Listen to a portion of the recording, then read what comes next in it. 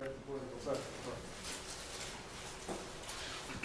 you very much, and I would just add to what David was saying about next week's event. You don't have to be a political science student to be met and greeted by the Department of Political Science, so feel free to come even a little bit early if you'd like to share. We'll have some food and introduce you to what we have on offer. But of course, if you are a political science student, you are very welcome to join us just to meet some of the faculty.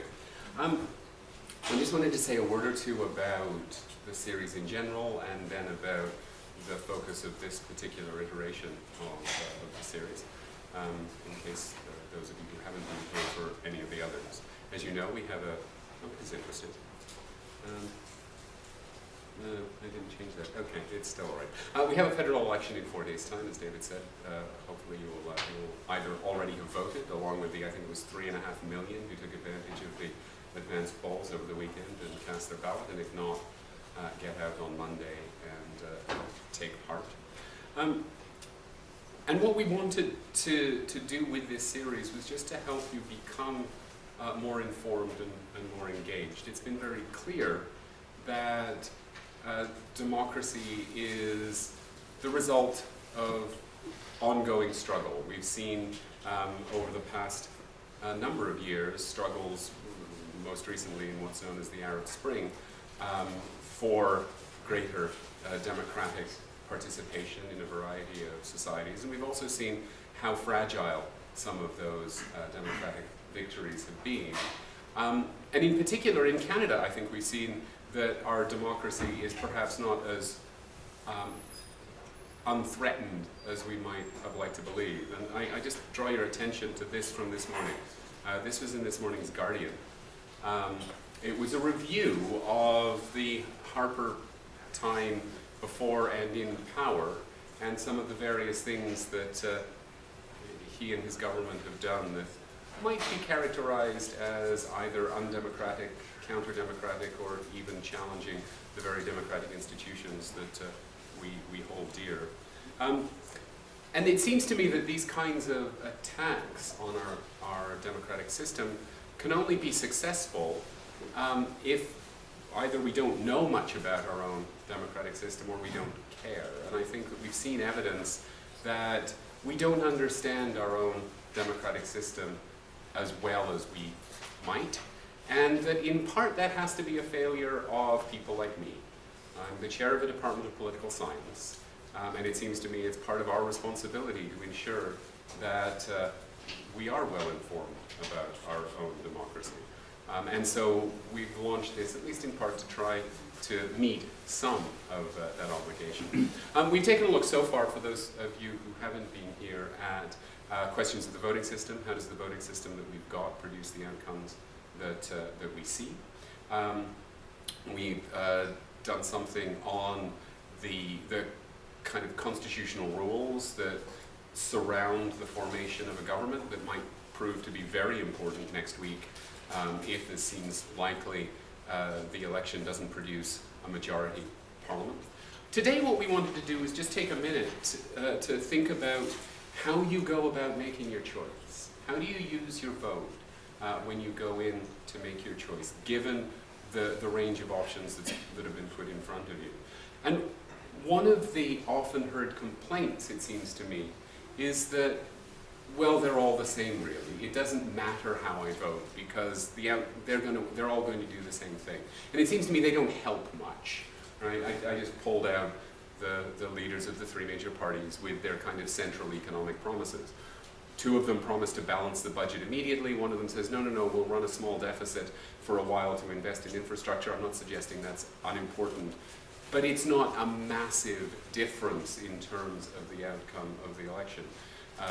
For all of the Liberals saying this is real change in Ottawa, I'm not sure that infrastructure spending by the government is a big change from a government that conducted infrastructure spending over the last few years in an interest in balancing the budget. But the question then is, if that's true, how do we choose? Do we have anything else to go on other than a set of promises that are made during an election, a party platform which frankly is generally accepted now, not just in Canada, but in most Western liberal democracies. Whether it's true or not, it's accepted by the people who draft party policies that you've pretty well got to present a pretty centrist campaign in order to have any chance of success. And so it's not in any way surprising that they all sound the same, because you're not, the expectation is that if you vary too far from this path, you're not going to have electoral success and you won't be able to do what you really want to do. And it's interesting actually that the comment is made, well, they're all the same really, because look, they're all telling us the same thing, when we routinely don't trust politicians. Right? This is a tracking of polls that are asking who you would trust to tell you the truth among various professions. And you see that yellow line right along the bottom that crawls along at under 20% for the last, whatever that goes back to, 30 odd years? That's politicians. So we expect them to lie to us, and yet we say, well, this is what their platform, this is what they're going to do, therefore there's no choice between them. What I hope is that we'll be able to help share with you some of the things that, as political scientists, we look to try and understand how governments do behave once they're in power, regardless of what it is that they say they're going to do once they get in. And that's the focus of today's discussion. To help us, we have a couple of colleagues, not in fact the ones that you saw on the posters. Les Jacobs from both our department and the particularly important today, the Institute for Social Research, will, I think, start. Is that right? You'll come on first. I think he was advertised. We had hoped to have another of our colleagues, Professor Jacqueline Krikorian. Unfortunately, she's fallen victim to whatever bug it is that's going around at the moment, and so is being a good citizen and staying well away from everybody else. You might hear in my voice that I woke up with some of it this morning, and I'm not being nearly such a good citizen, but I'll try and stay clear of you. But very kindly, Patrick Desjardins, one of the other members of our department in the graduate program in political science, has agreed to join us and share some of his insights. So with that, I'll turn it over to Professor Jacobs. Okay. I'm not sure I'm going to fulfill David's promise. Okay. I will give it quickly. The Institute for Social Research is actually is 50 years old this year, and actually we're doing a one-day conference which is open to everyone and anyone on the 30th of October, and it actually, one of the things we do, and I'll just touch on it quickly, we've been doing the polling for Elections Canada and Canadian Election Study now for 25 years, and we're doing it right now. And so one of the panels, for example, in the workshop will be about the Canadian Election Study reflected on 2015. That includes, again, one of our colleagues, Dennis Pilon, but also Patrick Fournier, who leads the current Canadian Election Study at the University of Montreal, and Elizabeth Giznon at McGill, who led it the year before. So it's sort of, if you have interest, it's a good opportunity. And if you don't know much about survey research, the Institute for Social Research is the country's leading, best-known university-based survey research institute now for almost 50 years. Okay. Now, what I wanted to highlight, sort of 4 or 5 things. The idea about how to choose.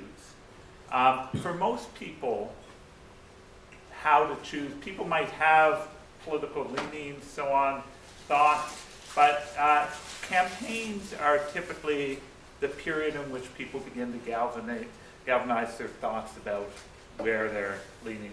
Because frankly, you might think about abstractly about how you're going to vote 4 years before an election, but it's typically during an election. This election is unusual because it has been so long. And nobody really knew, for sure political scientists didn't have any idea really what that was going to mean, because we had never had such a long election.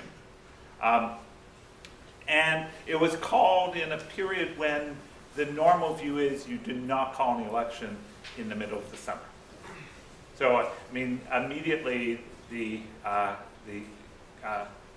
government broke with a tradition by calling the election in the middle of the summer, starting campaigning in the middle of the summer. So that was unusual, but it's also been evident that one of the things that's happened because it's been a long campaign is issues that seem to really matter early on faded.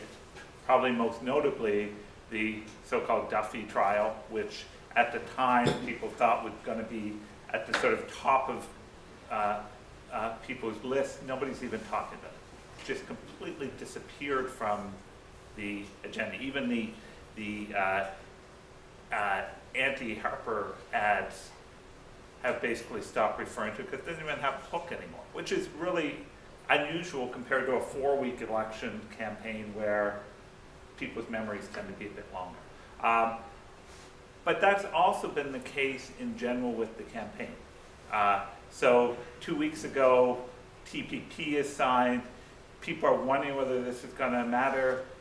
A week later, it's just kind of disappeared.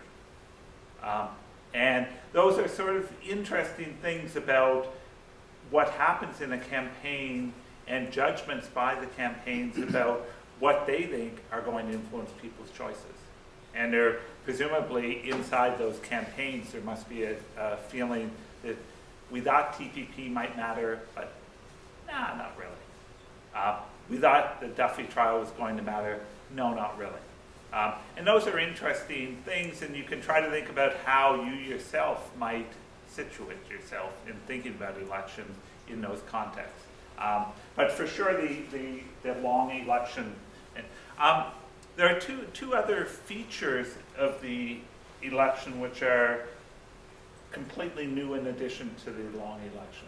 One is that for the first time we have not had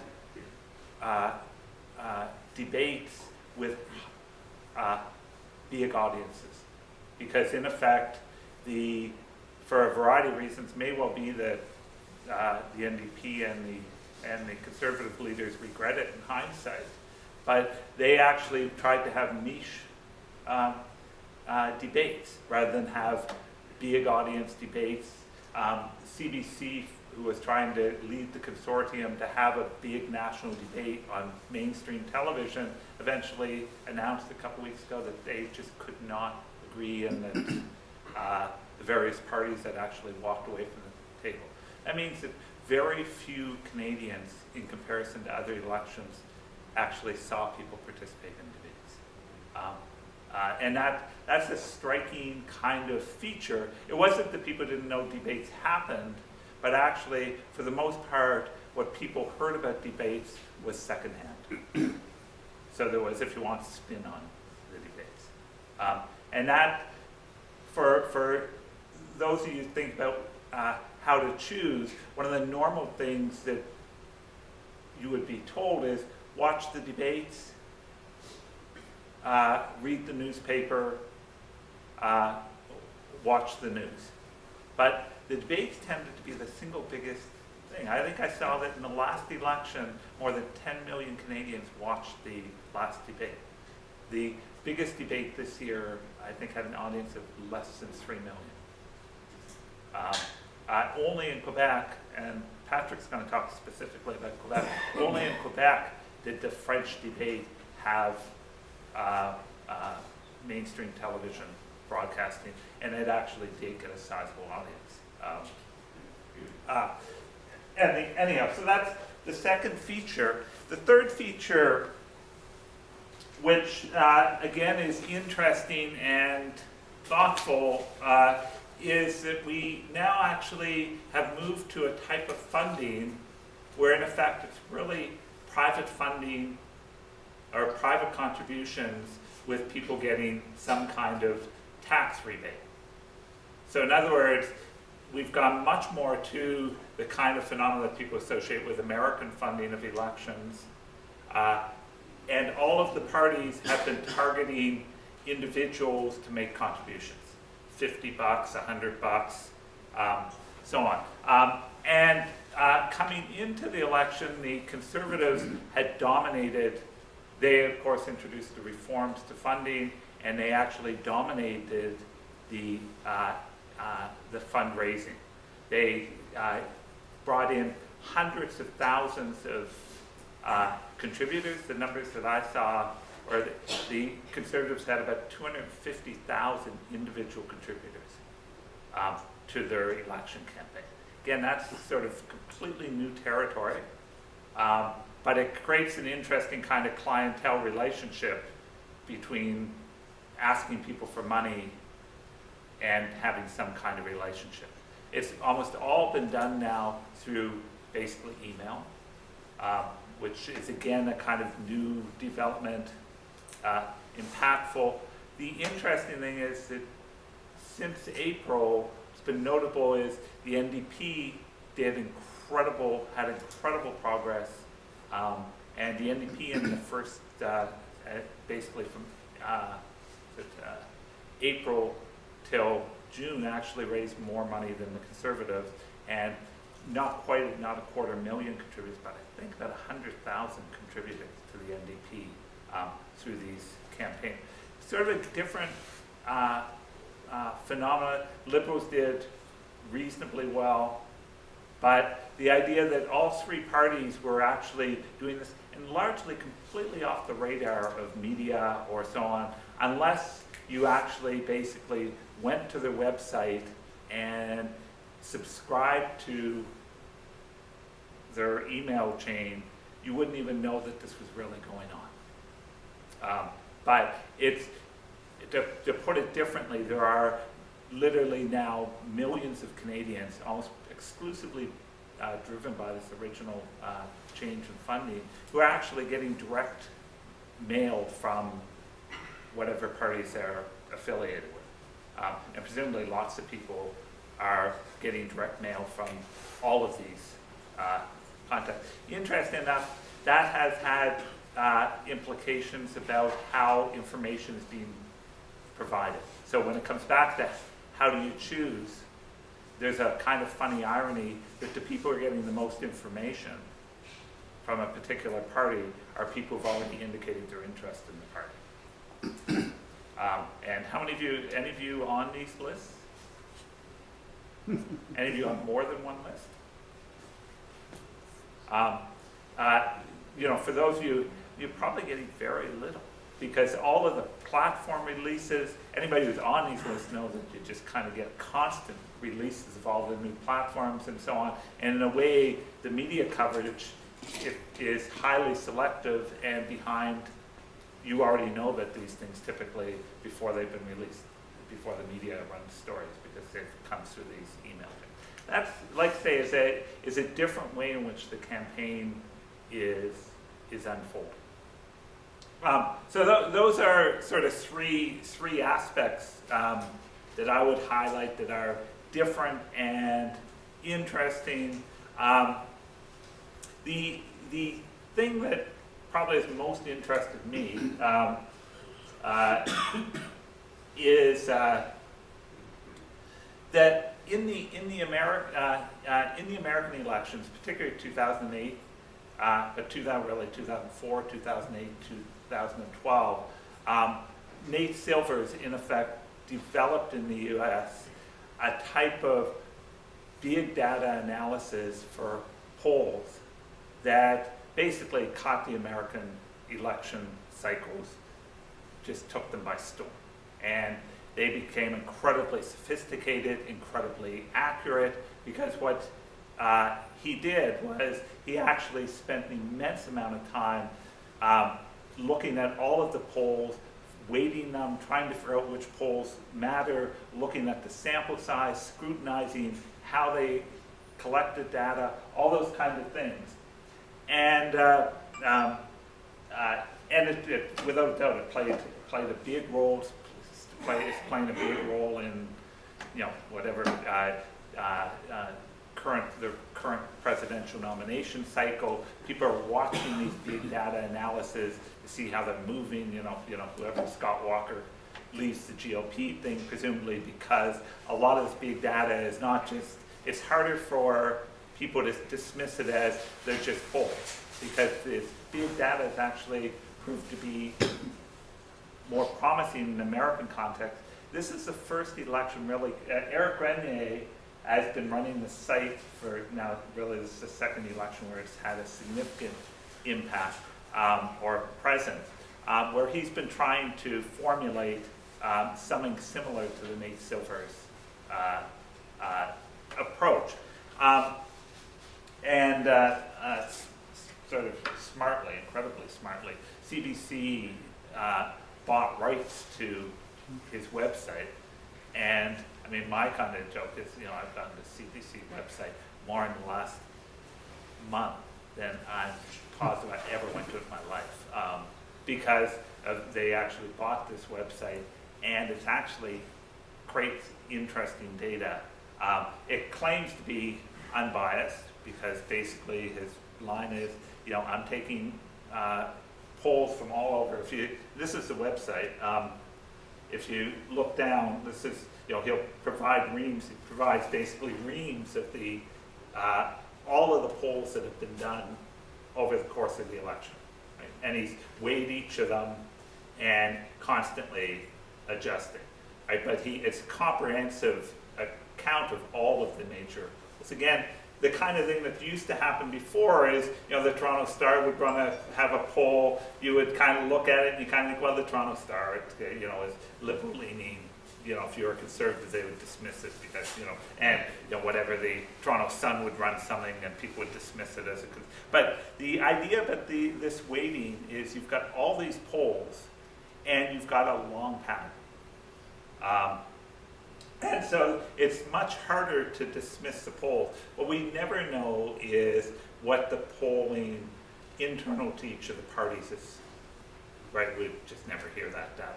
But you can sometimes predict, before you used to predict that their polling was telling them certain things when you would suddenly see a change in what they were doing.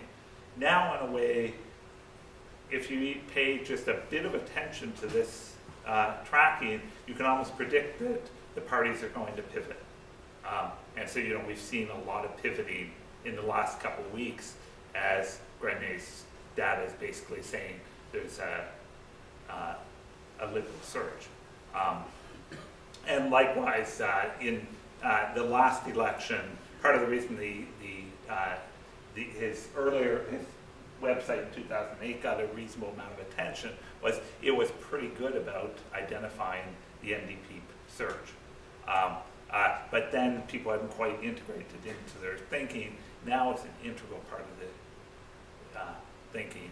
And it's interesting for those of you who are thinking about things like strategic voting. It also has become this interesting source because not only does it do the national numbers. How many of you have been to this site?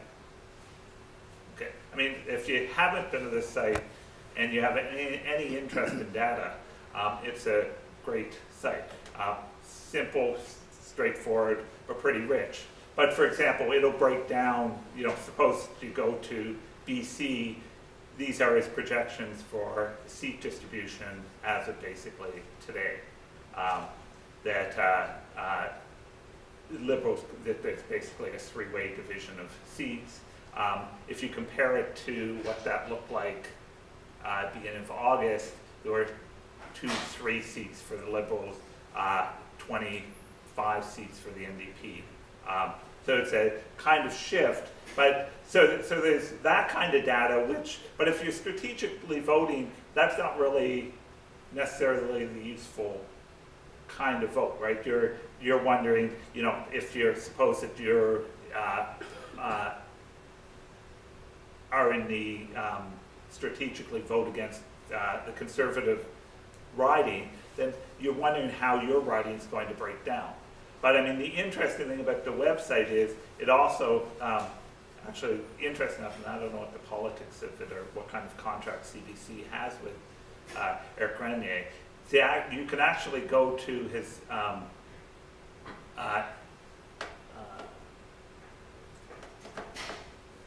own website, which basically replicates that data. but then breaks it down into individual ridings. So if you, suppose what's our riding here? York? Anybody know? Okay. But suppose that you're, what's Joe Oliver's riding? Eglinton Lawrence. Hmm? Eglinton Lawrence. Okay, so say you go to Eglinton Lawrence, right? There you have a three-way, and you're wondering, well, should I vote for the Liberals or the NDP in that riding? You see, you break down, and he's now projecting that there's an 82% chance that the Liberals are going to win that seat. So, in effect, if your goal is to defeat the Conservatives in that seat, you vote Liberal, that's the vote. But if you flip to, say,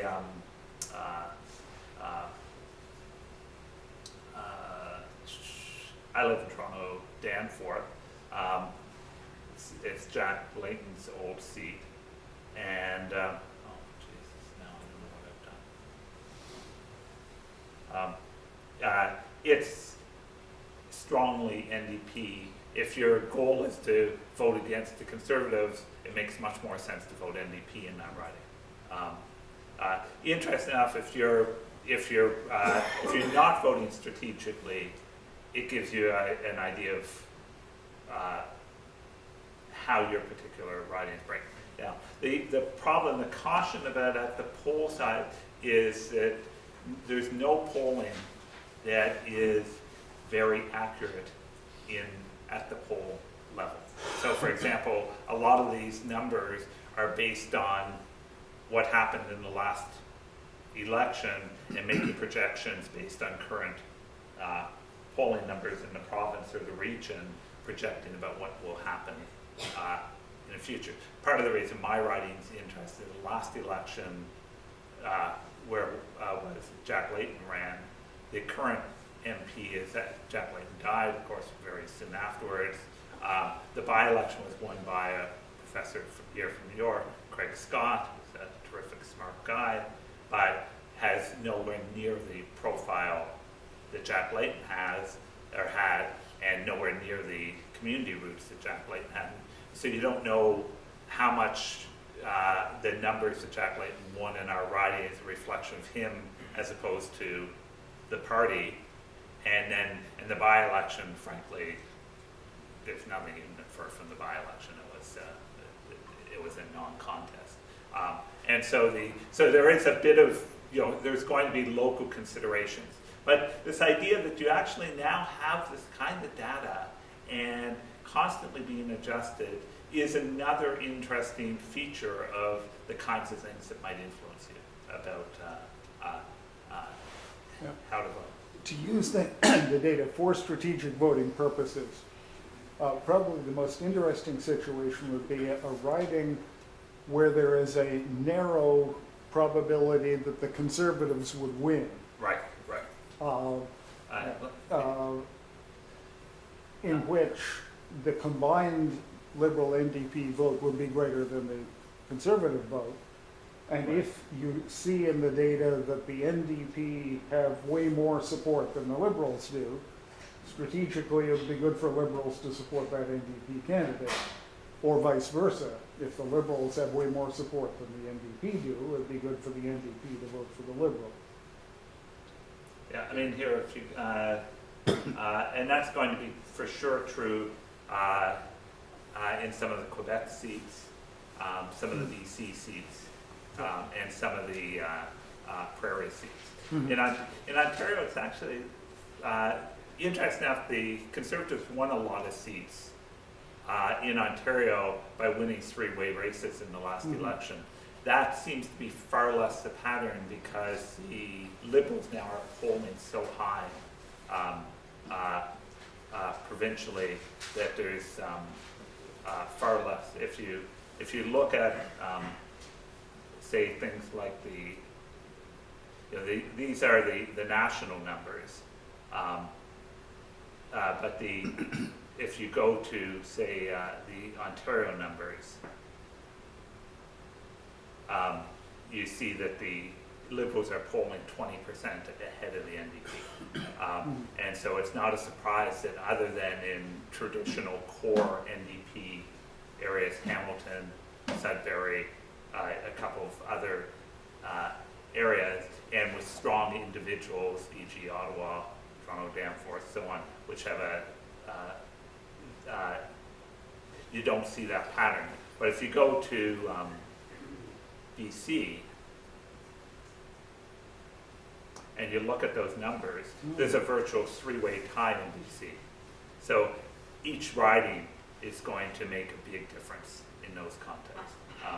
And again, and there's different ways to think about this, right? There's different views about strategic voting. Some people think you shouldn't vote at all strategically, you should just vote for the party that you want to.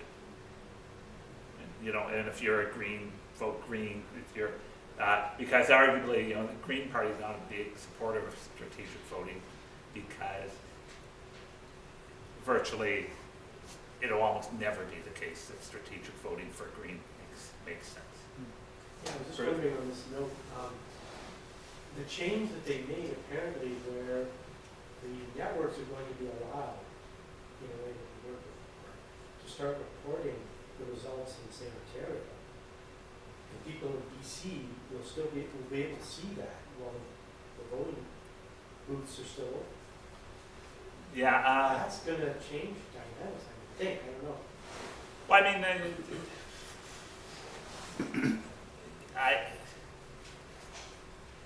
I don't understand why, I guess. I mean, I know that people say that, but I can understand that people might not bother to vote at all, right? I mean, if you were in BC and you saw that it was a Conservative landslide in Eastern Canada, you might kind of think, Jesus, why even bother? But if you're strategically voting, it's not clear to me how that would change how strategically you would vote in your own local riding. So you kind of see what, I understand the concerns, and I understand that straightforwardly that it's unfair from a Western Canadian perspective. But how much it'll actually change people's vote is kind of different. I think it's a bit like it's unfair to know the end of the movie before you see, right? But and that might affect whether people go to the movie at all. But I'm not convinced that people will. I guess it could make a difference if you have a tighter race. And so people in BC are seeing that, the Liberals and the NDP are running, and maybe the Liberals are closer to a majority government, so that the BC vote will be crucial in determining whether the Liberals form a majority government. I understand that argument, but I guess I'm inclined to think that the voting is at a riding by riding basis. So if you're in an overwhelmingly NDP riding, or rather, sorry, if you're in a two-way race, your preference is a Liberal or NDP government, and you're in a riding where there's a two-way race, and you see but Liberal Conservative or NDP Conservative, and you see the Liberals winning in Ontario, it would be almost foolish to change your vote to a Liberal vote in your particular riding, given the context that your riding is one that is Conservative NDP. But if it's a tighter race, Yeah, well, no, but there are very few ridings in BC that actually are tight across the board, right? And they're a bit like Ontario, right? In Ontario, rural ridings are Liberal Conservative races. Urban settings are actually NDP Liberal right now. There are very few three-way races. Maybe I should have actually also thrown out something. I was in Banff a couple weeks ago at the sort of Prairie Political Science Association and Dick Johnson and Lisa Young were giving their kind of spiel about how they think that we've seen a fundamental change from five-party system to a three-party system with three-party equal and so on. And that made sense even a month ago. Arguably, these numbers are suggesting that even if you have three parties, any of which could be the top two, the characteristic of the elections, two elections in a row, is there's still gravitation around two parties. Do you kind of see what I'm trying to suggest? But I don't know. I mean, it'll be interesting to know what the impact is. The irony is that the people who drove those changes in the Elections Act, there's no way in which they know the consequences either. Yeah, I'm not sure if this is true of most people, but when I think of my own family, I don't think they understand how to vote strategically, because when they vote strategically, they look at national polls, not Yeah. local polls. So I think maybe that's where, the calling the polls earlier might come into play, because they're looking at the national polls, not understanding that it's the local level polls that matter. So, Right. No, I think that's true and surprising. I mean, but that's also, but that's part of the reason why these things are more interesting than in the past, because in the past all we had really were national polls and occasional regional polls. Now we actually have the raw polling data, and in fact now one of the things that's come out of Grenier doing this is that all of the big polling agencies now actually release the raw data. So you can actually go and look at Nano's raw data and break it down if you wanted to. Very few people are going to do that. But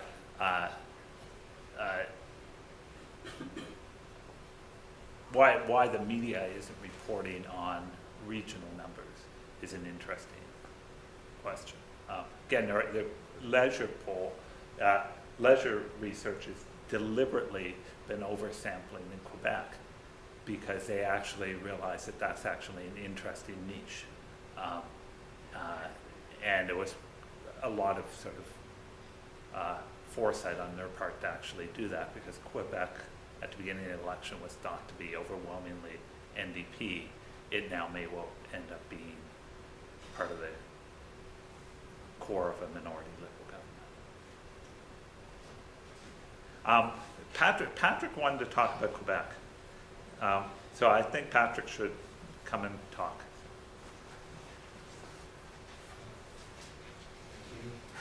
Do you mind if I use the poll data every once in a while? Hello, thank you for coming and giving me this opportunity to talk. My name is Patrick. I'm a PhD student in the poli-sci department. Sort of joke, I have dual citizenship. I was born in Quebec, but I also grew up in BC. So I did my undergrad at UVic and an MA at UBC. But my dad's side of the family is Francophone, and I kind of grew up in a bicultural environment. So I'm quite familiar with BC and Quebec. That being said, I want to take a slightly different approach than Les and sort of take a more historically grounded political culture approach. Political culture basically tries to get at the character of the relationship between government and society over long-term historical processes. And I do want to mention a couple things about BC as well, but I'll start with Quebec, and why don't I pull up the Quebec poll?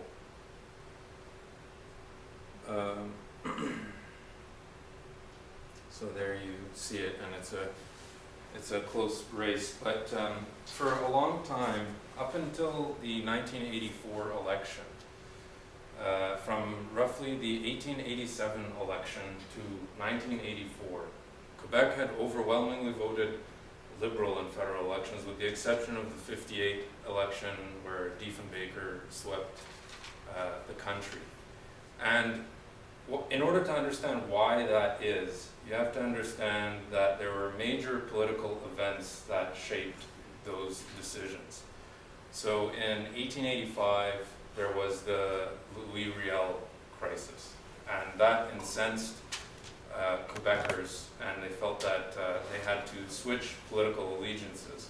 And this is significant because it was under conservatives that Confederation occurred, and that Quebecers felt that they would be able to protect their Francophone identity. But after MacDonald hanged Riel, there was a perception of anti-Frenchness in Western Canada, and so the Liberals had been in there ever since. Laurier was first elected in 1896, and he sort of culminated this idea of a political liberalism where you didn't just vote in a bloc based on your ethnic or religious affiliation, but that you had to keep that aside and vote according to a higher principle. And then in 1917, there was a conscription crisis, which was during the time of First World War, and a conservative Prime Minister, Robert Borden, who was on the $100 bill, was the Prime Minister at the time, and a lot of Francophones felt alienated about being conscripted to go fight for Britain during the First World War. They felt that this was not something they wanted to do, and that it wasn't their war to fight. Fast forward to 84, when Mulroney gets first elected, and what happens there is huge constitutional debates. And Mulroney's election is sort of the fallout after that. And since 84, Quebec hasn't really voted majority for the Liberal Party. There was a sort of exception with one of the Chrétien elections, I think in 2000, where the Liberals got significant support, but it wasn't a majority. And so since 93, Quebec had been voting for the Bloc. From 93 to 2011, 18 years, Quebec sent a majority of their MPs were Bloc MPs. And then in 2011, this changed, and the NDP got elected. Why? I think the reason why this is happening is Quebec doesn't feel that there's a political formation that adequately represents its perspective federally. That's the long story short. For a while it was the Bloc. And let me just be clear about a couple misconceptions in English Canada about the Bloc. You hear a lot of talk and popular talk about the Bloc being a party that wants to break up Canada and is a separatist party. So in the 2008 prorogation crisis, this is what Harper said when the NDP and the Liberals proposed to form a quasi-coalition with the support of the Bloc. But the Bloc is probably better characterized not as a separatist party, but as a party that represents the interests of separatists in Ottawa. This is very different because this party is not openly advocating secession in Parliament. They're often debating and participating in committee work just in the same way as all the other parties are. But what they're bringing is the perspective of those class of Francophones that are what's called separatists. And in order to understand the different ideas about separatism in Quebec, the modern movement starts roughly in 1960s. 68, you have René Lévesque, who was a member of the Liberal Party, the Quebec Liberal Party. He was a cabinet minister in the Quebec Liberal Party who helped nationalize what was at the time called Shawinigan Water and Power, which became Hydro-Quebec. And he proposed at a Liberal Party of Quebec convention the idea of sovereignty association. Sovereignty association was the idea that Quebec should be able to have a slightly different constitutional status or that might have a different constitutional status in relation to the other provinces, but would still be in an association with the rest of Canada. Today, maybe this doesn't sound as odd when you take into consideration formations like the European Union, where all of these countries do exist in what you might call a kind of sovereignty association, where the national states are sovereign, but they exist in a kind of formal association with each other. When the Quebec Liberal Party in 1966 or 67 convention rejected this idea, which was the leader at the time was Jean Lesage, Lévesque decided to strike out on his own. Lévesque was the son of a country lawyer from a place in the Gaspé called Campbellton, which is now part of New Brunswick. He actually worked for the Americans during the Second World War. He was a news anchor, so he was fluently bilingual. So he formed the Parti Québécois in 1968. 76, they first got elected. 1980 was the first referendum. And this is, in the 1980 referendum, is where you really start to get in popular discourse the idea of separatism and the Quebec independence movement. Lévesque was firmly convinced sovereignty associationist. So, long story short, the mainstream separatist opinion in Quebec is not one that seeks to separate Quebec from Canada, but seeks a renegotiated federalism. And so the Bloc had been the one vehicle for this voice in Ottawa up until 2011. What happened, I think, was it became more and more clear that to Quebecers that the Bloc, when Quebecers voted as a bloc for the Bloc, it excluded them from government and from a say in the mainstream policies that were taking place in the rest of Canada. And they focused more on the provincial government for a long time there. So now there's a new party in Quebec called Québec Solidaire, which aims to pick up the left of the PQ. But all that's to say, with the current polls here, where the NDP had been leading, and then basically around the time of the NACAB issue, the support had been waning. These polls, I think, can be a little bit misleading, because the Liberals' support in Quebec has tended to always be overly concentrated in urban areas. So the Liberal vote is over-concentrated in urban areas, and the NDP vote historically had been, well, in 2011 in the rural areas, previously occupied by the Bloc. And I was in the Saguenay this summer. The Saguenay is a sort of bastion of separatism. Lucien Bouchard is from there. And the general impression among these people seems to be they want a party that has a sort of social democratic ethos, but that also is going to let the provinces, at least Quebec, have a kind of, continue to maintain a kind of autonomy within Canada.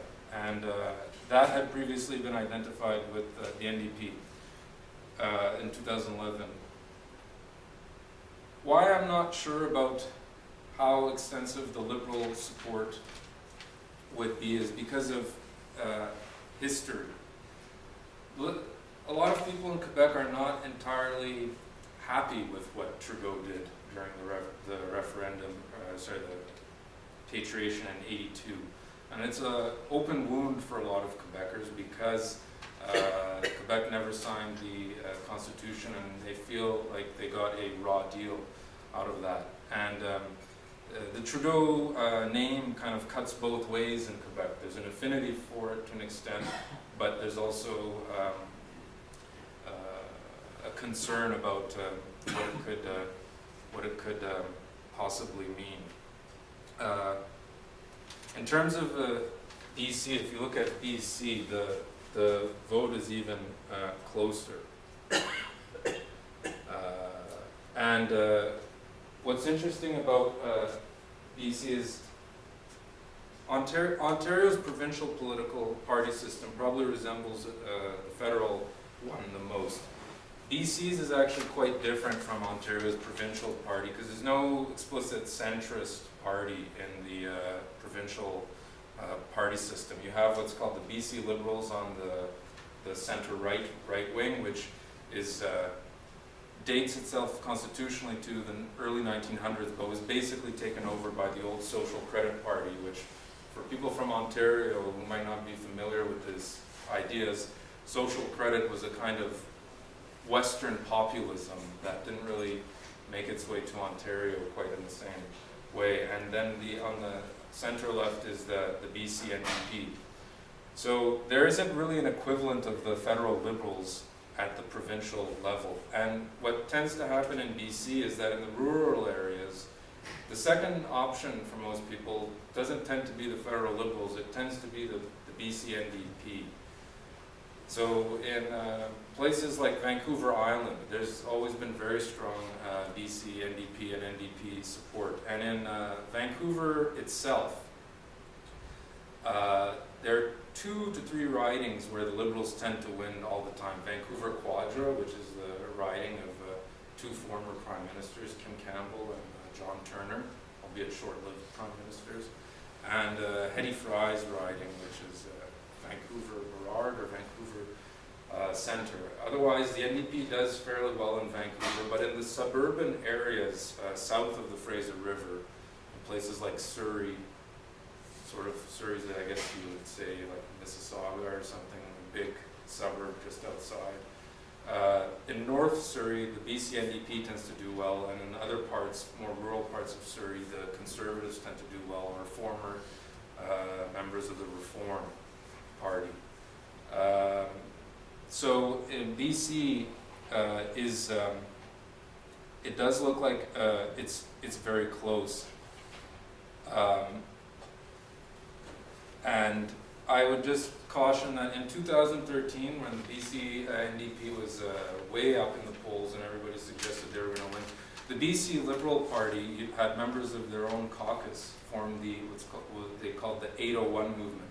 So when the polls were going to close at 8 o'clock, these people were going to boot out Christy Clark because she had lost the election, because all the polls were saying that the BC NDP was going to win.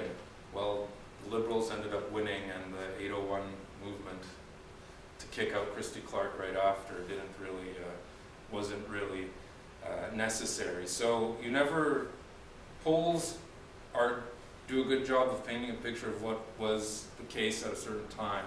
It's very difficult to understand and know for sure what people are going to do in the ballot box.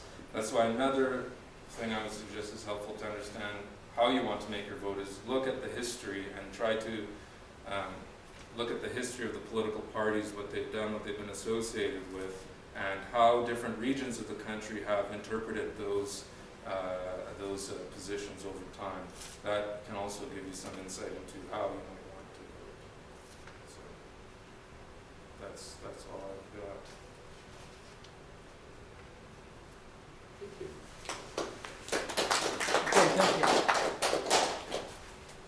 We'll just try to keep this alive.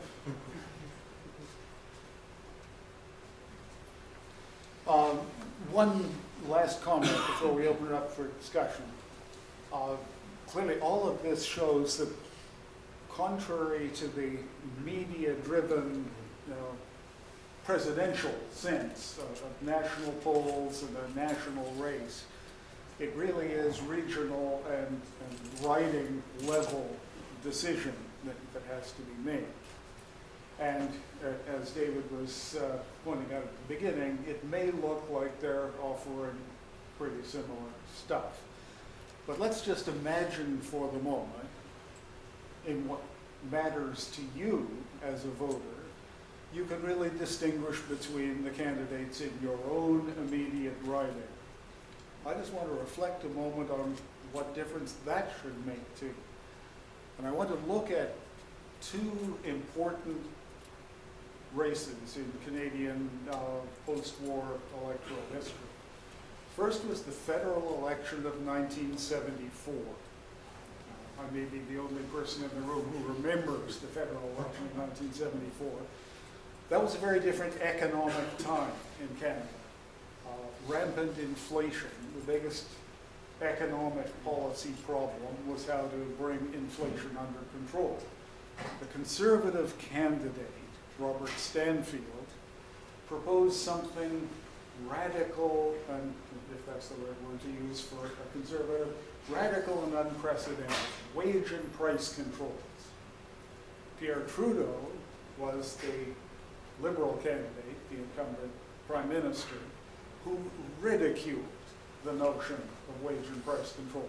If any of you could remember that election campaign, you would remember news broadcasts of Trudeau speaking, and his catchphrase was, "Zap, you're frozen." Can you imagine the government would somehow impose controls? They would come to a price and they'd say, "Zap, you're frozen." They'd look at something else and zap, you're frozen. Well, zap, you're frozen worked. Trudeau won the election. And the most decisive issue was voter reaction to the notion of wage and price controls. Within 3 months after the election, Trudeau introduced wage and price controls. Now, did he learn that nothing else was going to work? Had his election campaign been a travesty of lies just to convince voters? That's kind of not the point I'm trying to explore. It's that his promise, which was explicit and unequivocal, was violated very rapidly. Let's look at a different election, the Ontario election of 1995, when Mike Harris, Conservative, was elected on the basis of the so-called common sense revolution as a platform that specified in intricate detail exactly what he promised to do. And by gosh, he did it. And even though circumstances change and no election platform remains absolutely applicable months, let alone years after the fact, even into his second term, Harris was still enacting the common sense revolution. And when he was asked publicly in the legislature and in the press why he wasn't responding to new circumstances, he always answered, "Because I promised I would do this, and this is what I'm going to do." Now, which of those two campaign promises would you as a voter rather experience? Assuming you can distinguish the promises of the candidates running for you right now. Do you want a promise that is going to be followed no matter whether circumstances change and it ceases to be appropriate? Do you want a promise that will be jettisoned tomorrow because the election's over and who cares what the promise was? There's no right answer to that. It's a matter of political preference that each of you might judge differently. And neither of those two circumstances are the ones that we're confronted with now. My point is just that policy platform promises in an election have to be seen in a context that we often don't do. Now, we have a few minutes to explore response to all of the points that have been raised and points that weren't raised. So would anyone like to take a kick at any of the four of us? Yes, go ahead. What kind of impact do you think the high turnout for advance polls look like? You said 70%, there was a 70%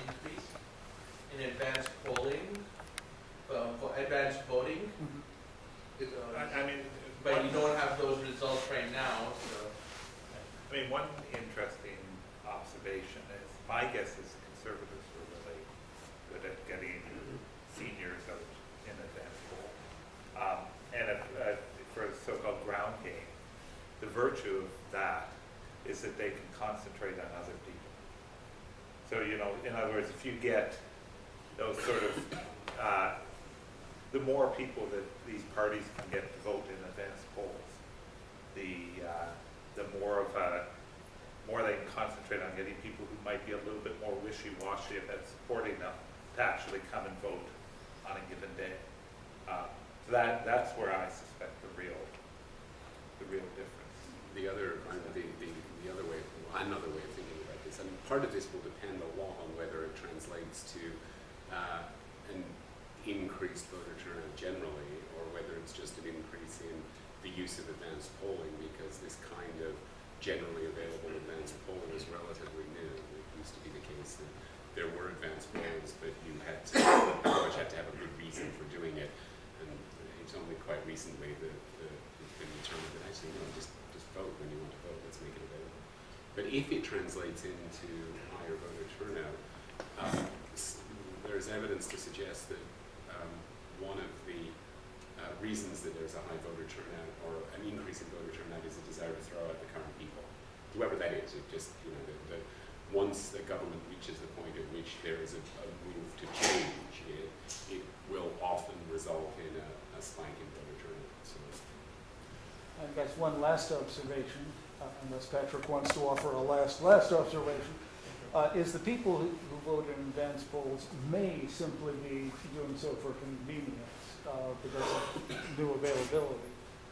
But they are people whose minds are made up. They're not the people who walk into the polling booth still flipping a mental coin and wondering which way they're going to go. I stand to be updated by less, but the most recent figure I saw was 11 or 12% of the electorate is, as of last week, still undecided.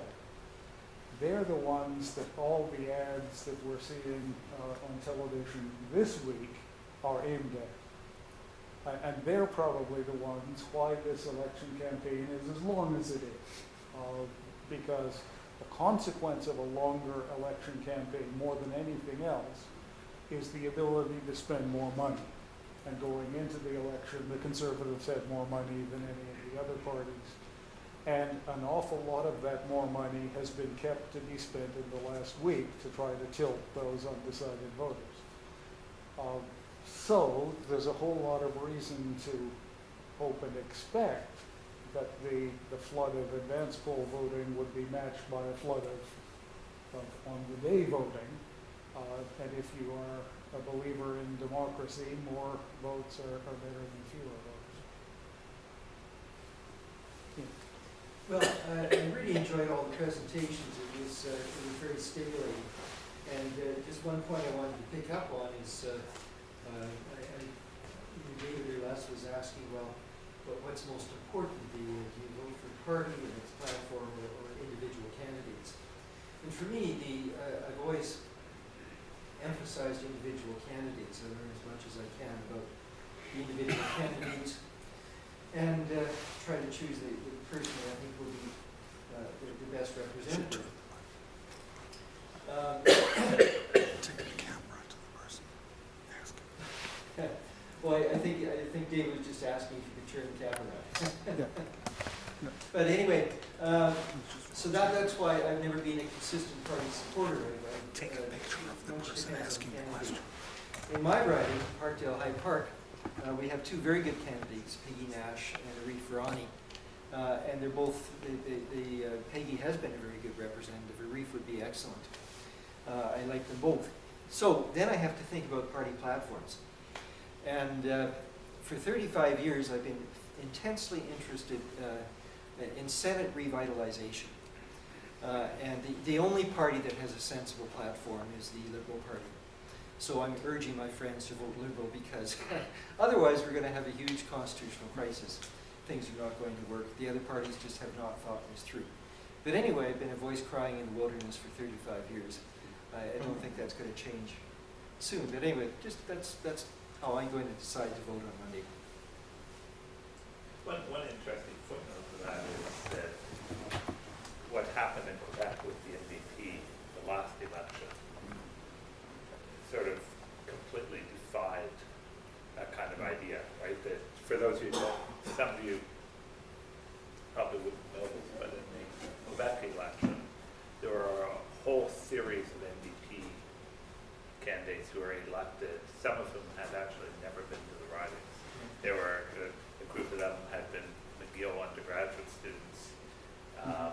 There were a group of Sherbrooke undergraduates, largely political science students who ended up being, I think there were seven or eight undergraduates who didn't speak French, elected in high concentrated communities. But this idea that clearly in that context, in the context of a sort of orange wave, people were clearly voting for a party, they were voting for a particular leader, arguably they were even voting for a leader as opposed to a party, and that carried all sorts of individuals.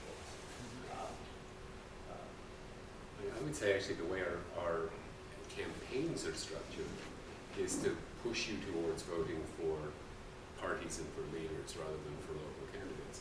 The way the system is structured is that you vote for a local candidate. I mean, if I remember rightly, when I first voted, they didn't even put the party affiliation on the ballot.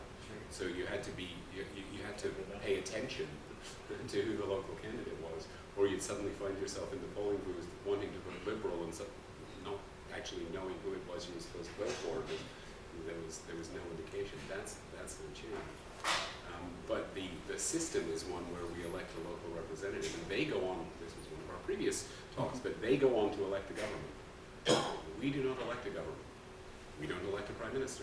Our representatives do both of those things for us. But the way in which the campaigns are structured are increasingly both party-focused and now leader-focused. So they're bordering on the presidential, which is an interesting problem.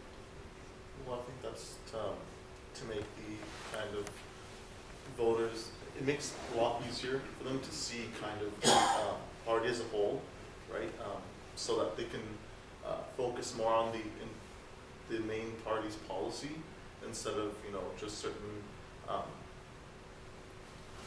little problems within a certain region or the riding. I'm not suggesting there's anything necessarily wrong with it, just that there's a disjuncture between the way in which the electoral campaigns are run, the way in which a lot of people, I think, use their vote and the system in which they're using it. Another way to go back to the first of these series to think about resolving that is not to ignore national campaigns and vote only for your local candidate, but it's to work towards electoral reform so that some measure of proportionality is introduced where you actually are voting for a party rather than just for a local candidate. Just a follow-up thought to the absence of the party identifier on the ballot. I've heard someone after last weekend's advance poll complaining that the party colors weren't on the ballot. We're so used to seeing signs and media reports and all the rest with the Conservatives in blue and the NDP in orange and the Liberals in red, and they wanted their ballot to be color-coded. My 7-year-old asked me, are you supporting the blue team, the red team, or the orange team? Yeah. Just on that comment, I think one of the problems that we face is that increasingly voters are not as well, never been super well educated, but there's a problem with people having the time, having the ability to go in depth, and so it's easier for them to form their choice on the basis of the color of the team, but also the leader and what the leader represents to them. So that's another reason we're reinforcing this way in which we have a leader focus. So, we're seeing, I think, a liberal surge, and one of its characteristics is, in an interesting way, replicating what happened in 1968 with Pierre Trudeau. You're starting to see a bit of, it's not called Trudeau-mania now, but it's like that. You know, seeing these pictures of Justin Trudeau doing selfies with all these smiling women, and people are really picking up on that, right? There's all kinds of pictures being provided in the newspapers of Justin Trudeau throwing his child in the air and his wife sort of waiting to catch the child. And it's just building that whole kind of personal identification with the leader, and that's what a lot of voters are looking for. They want to look for that personal identification in which the leader personifies for them certain qualities that they can identify with. And that seems to be a profoundly important force in deciding. I think the point is going to see all three of the leaders in the campaign things. And the Mulcair and the Harper one were relatively sort of low-key-ish one. But the one that I went to see Trudeau in was the one in Brampton, the Power Aid Center. And they were building it as the biggest, and I don't know if it's true, but their claim was it was the biggest political rally in a generation. But it actually had these kind of ingredients. You know, his wife introduces them. They have these sort of, there's 3 kids come on at the end. The 2-year-old is holding an election sign, and the person who I was with kind of said, yeah, you know, they'll make sure that that snapshot is this sort of image of the thing, and sure enough, the next day the Star had this, you know, and so there's a sense in which, yeah, but it clearly resonates, right? And so it is a kind of, these kind of ideas about the complexities about marketing, and it's strange though, right? Because then the discontinuity I see is not just that our electoral system is about individuals, but in fact, we have a government that is really a cabinet-based government, which is really about a team. And when you're thinking about what you're electing, and you're talking about electing a government, you're really talking about a team. And it's striking how, I mean, Harper, well, you know, the claim was, you know, he's not much of a team player. Mulcair, though, is a stunning feature that Mulcair has spent no time even introducing his team. Trudeau hasn't been, because people think he's weak on the economy, so he's got a couple of good economists in his team, so he'll roll them out. But it is a kind of funny feature, just more broadly, when you're thinking that, you know, let's suppose you're not electing a platform, but you kind of think you're kind of, at minimum, you kind of want to know what the team is that's going to be making those decisions about wage and price control. You know, for all I know, you know, it wasn't really Pierre Trudeau sort of making that decision at the end of the day with John Turner and you know, sort of the finance people in the government kind of said, actually, you know, Sam feels right. And I think there was at that period, it's easier to name people from that team, even the people around Stanfield, you know, all these years ago. I still think about some of them. And now it's, you know, Mulcair is striking. He's got Craig Scott. Craig is a terrific, bright guy. Why you wouldn't have him rolling out as part of your national foreign policy team is just odd, right? I would suggest part of it, and again, it's not, you know, the causal loops or feedback loops, not one direction. But one of the things that's happened as our politics has become increasingly personalized is that the leaders have bases of power that are other than the caucus. I mean, we just saw in Australia a parliamentary system where the leader is entirely dependent upon the support of the team, and if they disappoint the team changes them very, very quickly. No Canadian party does that anymore. We used to, but we now have systems where increasingly every member gets a vote to elect the leader. They don't get a vote to do anything else, but they get a vote to elect the leader. And you can join the party for next to nothing. I mean, Britain has just gone through this with Jeremy Corbyn elected by all of these people who joined the party for no other reason than to vote for Jeremy Corbyn, which gives them an independent base of power that doesn't have anything to do with the team. So the team now becomes whoever they select. And the election becomes about putting that person forward as the one who gets to choose the team. And if that goes badly, they're turfed and somebody else is put into place, but again, in a way that doesn't connect to the actual mechanics of our government. Just on that point though, what's so interesting about the Australians, they have explicit on organic statute that says, that gives the caucus this power explicitly. That's why the 1993 election was so fascinating, because the Bloc and the Reform were basically these two sides of the Conservative Party that, not being happy with the leadership, said, screw you guys, we're just going to form a new party. Whereas with the Conservatives, you have that Michael Chong legislation, which is just, I think, a redundant dead letter that isn't really going anywhere, and is a sort of a populist attempt to try to say that I'm here, we're trying to make a more democratic caucus, but really would have just strengthened the power of the cabinet even. It's interesting that incumbency, I think, plays a big role in this, not just how the leader gets elected, because in Britain, like Corbyn was an MP for 30 years, and he's been elected, and the party discipline is a little slacker, because there are more ridings and there's more incumbency. And the incumbent has been there for so long that he said, well, I'm not going to vote this time, the government.